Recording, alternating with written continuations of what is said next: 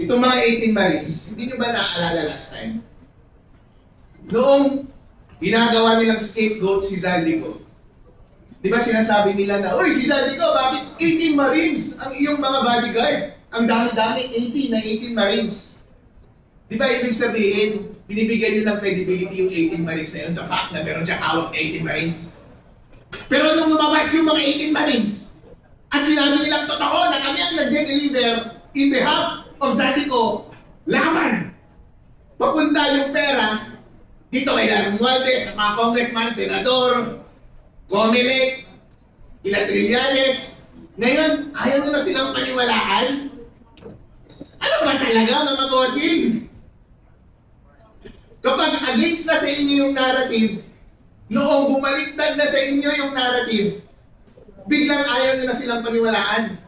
Pero nung ibinubuhos ninyo yung scapegoat kay Zaldico, grabe! Binibigyan nyo ng credibility na puro Marines yung bodyguard niya. Pero ngayon nagsalita na sila, automatic ayaw nyo na silang paniwalaan? Kasi kayo yung tinuturo na tumanggap?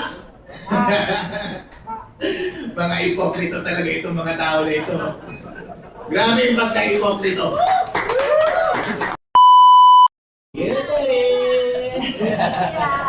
Magandang umaga po sa inyong lahat. Maraming salamat folks sa pagkikita sa akin dito sa gathering na ito. Galing pa ako ng Isabela, nagbiyahe ako ng 12 hours to come here. Yeah, yes! Ang haba, nakakapagod. Pero syempre, hindi natin iiwan yung ating mga kakampi dito sa 18 Marines. Dahil love ko sila eh. Kasi kapareho ko yung mga yan, kinakasuhan kami. At naglalahad kami ng katotohanan. At nandito po ako ngayon sa harap ninyo para i-manifest ang aking support para sa kanila at sabihin ko sa harap ninyo na naniniwala ako sa kanilang sinasabi. Ako po si Attorney Harold Respisio. Isa po akong Vice Mayor sa probinsya ng Isabela sa bayan ng Reyna Mercedes. Isa po akong Ilocano at isa po akong elective official. Pero higit sa lahat, isa po akong Pilipino. Hindi po totoo yung sinasabi nila na lahat na sa ating gobyerno ay tumatahimik na lamang at hindi lumalaban. Totoo po.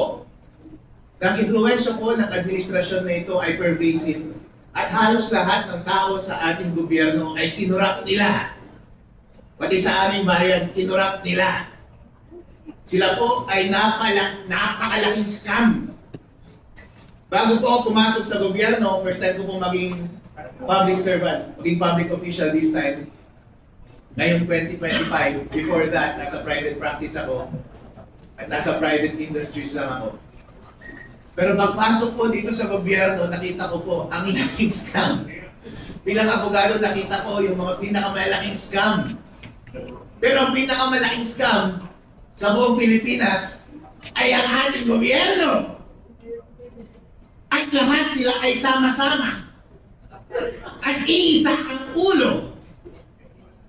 At ang biktima ay ang buong taong bayan. Tayo ang nagbabayad ng buwis. Ibibigay natin ang lahat ng pera sa kanila para lamang sila ay maghati-hati at magpakasarap. At may sure nila na habang buhay na sila ay nasa kapangyarihan. Yan po ay totoo. Inuuna nila yan sa panahon ng eleksyon. Nag-participate po ako sa eleksyon at yung expertise ko sa pag-audit ng information technology at pag-aabogado, in-apply ko doon, nakita ko. Doon unang binibili ang ating kalayaan. At ngayon, pinapatotohanan ng mga 18 Marines. Si Zaldico, inutusan sila na magbayad kay Chairman George Garcia ng 4 na maleta ng milyong-milyong salapi. Kung imumultiply mo lahat yun, daan-daang milyon po yun para kay Chairman George Garcia. Magkano po yun? Ano po ang kapalit nun? Hindi ba para bilhin yung outcome ng ating eleksyon? Ang eleksyon na lamang ang tanging mekanismo para ang bawat mamamayang Pilipino ay ma-exercise nila yung kanilang direct power sa bansang Pilipinas. Kapag tinanggal pa natin ang democratic process na ito na mag-elect directly ng mga taong mamumuno sa atin, masasabi pa ba natin na totoo tayong malaya? Hindi po tayo totoong malaya. At lalong hindi po tayo totoong malaya kung pati yung mga institusyon na dapat nagbabantay sa ating gobyerno ay binibili na rin nila. Ang mekanismo sa ating konstitusyon para bantayan ng ating gobyerno ay yung mga investigasyon doon sa Senate at doon sa House of Representatives. Doon sa mga hearing ng mga komite. Pero nabigyan ba sila ng mga envelope? Nabigyan po. Kapag yung magbabantay sa ating gobyerno ay nababayaran natin, matasabi ba natin sa ating sarili na totoo tayong malaya? Hindi po. Ganun din po sa ating judiciary. Marami ang sinasabi sa kanila ay nababayaran. Merong dating leader ng judiciary na pumasok sa executive, pero sila ka-textmate ni BBM. At nag-uusap sila paano magnakaw ng pera ng taong bayan. Kung lahat ng ating independent institutions na ito ay magkakasama na, kasama na sila sa scam, totoo pa bang malaya tayo? Hindi po tayo malaya, mga kapatid. Itong mga 18 Marines, hindi nyo ba naaalala last time? Noong ginagawa nilang scapegoat si Zaldico, di ba sinasabi nila na, uy, si Zaldico, bakit 18 Marines ang iyong mga bodyguard? Ang dami-dami, 18 na 18 Marines. Di ba ibig sabihin, binibigyan nyo ng credibility yung 18 Marines na yun, the fact na meron siyang hawak na 18 Marines. Pero nung lumabas yung mga 18 Marines, at sinabi nilang totoo na kami ang nag-deliver in behalf of Zaldico, laban! Papunta yung pera dito kay Romualdez, sa mga congressman, senador, Comelec, ilang Trillanes. Ngayon, ayaw nyo na silang paniwalaan? Ano ba talaga, mga bossing?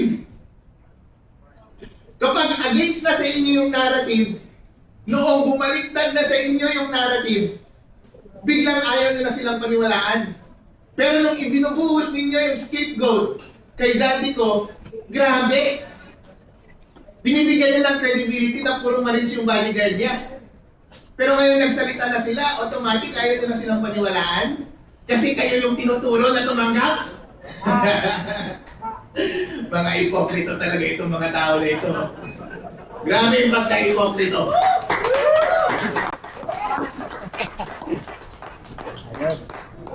Ngayon po, kahit ako ay lumalabas dito dahil obligasyon po natin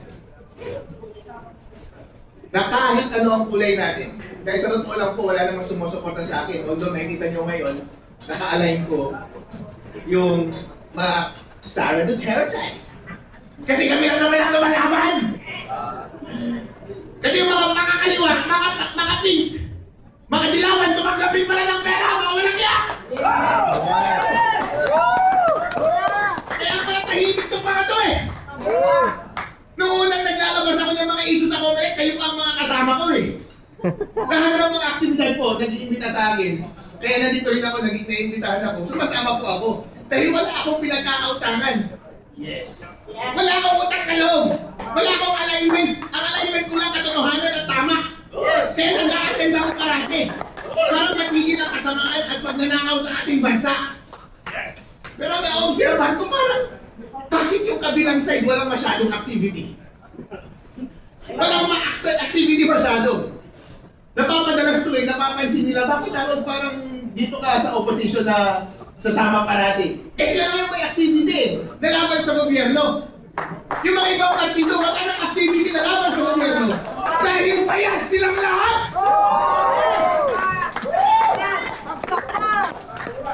Bagsak! Ay, malaya sila. Ngayon po, may pagkakataon po tayo na ipagpatuloy ang laban. Kapag tayo so ay tahimik, deserve natin. na mag-govern tayo ng kasamaan. Hindi ba? Yes. At ganoon din actually kapag refuse natin na mamuno, deserve natin na mag-govern tayo ng mga mas bobo, ng mga kurap, at magnanakaw sa ating bansa. Kaya mahalaga na tayo ay magsalita, na mag-participate at i-take up natin yung responsibility na pamunuan ng tama ang ating bansa. Kaya tama yung ginawa ni Sarah nung mag-announce siya as president. Kasi hindi siya kailangan boses na kumokontra sa malaking pagnanakaw dito sa ating gobyerno ngayon. At parang magkakaroon ng rally sa March 11, nandun kaya siya? Kasi sa lahat ng pagkakataon, sumasama po ako. Basta lumalaban tayo sa katiwalaan, basta may pagkakataon na may siwalat natin ang katotohanan at marami natin ang taong bayan para lumaban sa pang-aapi ng gobyerno at sa kanilang pang-aabuso at paglaban para sa ating ultimate na kalayaan, ako ay magpaparticipate. Kaya next week, parang may pinaplanong rally, baka nandun ulit ako. Alright? Hindi ako mag-accept. Kasi yung mga nag-accept, baka yun yung mga nababayaran eh.